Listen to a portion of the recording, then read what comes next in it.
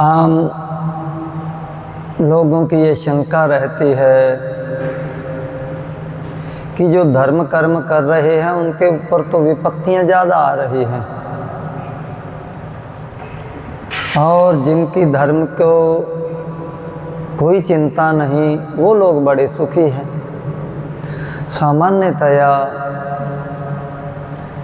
लोग ऐसे विचारों में जा कर के श्रद्धाहीन हो जाते हैं कि धर्म का कोई मतलब नहीं, कर्म का कोई मतलब नहीं, लेकिन वास्तव में ऐसा नहीं है। जो हमें दिख रहा है कि बहुत उनके पास धन पदार्थ है, वो बहुत बड़े सुखी हैं, सब साधन संपन्न हैं, और वर्तमान के उनके जो कर्म है वो हम देख रहे हैं, लेकिन पूर्व जीवन में या पूर्व जन्म में उन्होंने कैसे कर्म किए थे ये हम नहीं जानते, ये विधाता ही जानता है। क्योंकि विधाता किसी के साथ भी पक्षपात नहीं कर सकता। ऐसा नहीं कि किसी ने अच्छे कर्म ना किए हों और उनको फल बहुत अच्छा मिल रहा हो। यदि ऐसा हो गया तो फिर भगवान का न्याय कहाँ रहा? क्योंकि जो अच्छे कर्म करने वाले हैं यदि वो दुखी हैं तो फिर न्याय कहाँ? भगवान किसी के साथ अन्याय नहीं कर सकते, विधाता किसी के साथ कोई पक्षपात नहीं करता। इसलिए आया है ना भुक्तम क्षीयते कर्म कल्पकोटिशतैरपि अवश्यमेव भोक्तव्यम कृतम कर्म शुभाशुभम। कि जो भी हमने कर्म किए हैं, चाहे वो शुभ हों या अशुभ हों, वो अवश्य भोगने ही पड़ते हैं। और यहाँ पर अवश्य शब्द लगाया है, अवश्यमेव।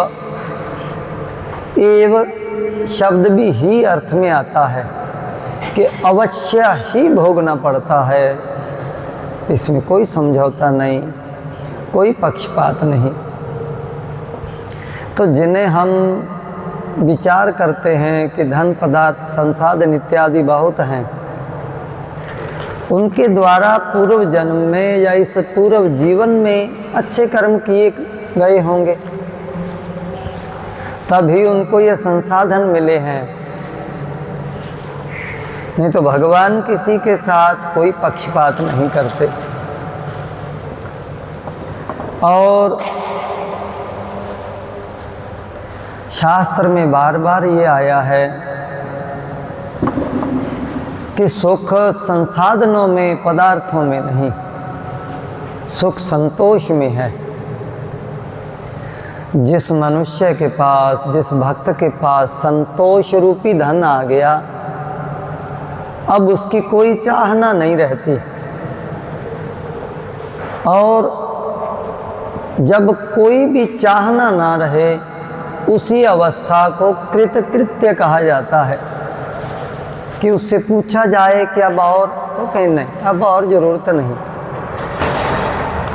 मनुष्य कृतकृत्य हो जाता है, भाव अब उसके लिए कुछ भी करने योग्य बचता नहीं, कुछ भी हासिल करने योग्य बचता नहीं, सब हासिल हो चुका है। ये संतोष है। और ये जो धन है, आज से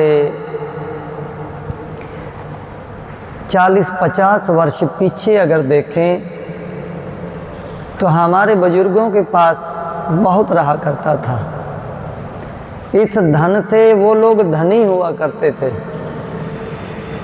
आर्थिक परिस्थितियां चाहे उनकी जो भी रही हों, वो जिस भी परिस्थिति में रहते थे, जो भी उनके पास संसाधन रहते थे, उसमें उनको संतोष रहता था कि भगवान की बड़ी कृपा है, और विशेष करके भक्त में ये गुण रहता है, भक्त के अंदर कोई शिकायत नहीं रहती भगवान के प्रति। अब शबरी की परिस्थितियां देखो कि वो किन परिस्थितियों में रहती थी और कितना कीर्तन करती थी, नाचती गाती भगवान की धुन में ही रमी रहती थी।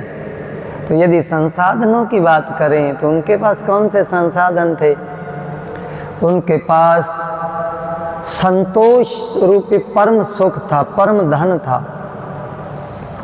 मीरा जी का जीवन देखें और भक्तों का जीवन देखें, सबके पास संतोष, और जिसके पास संतोष नहीं, अब सिकंदर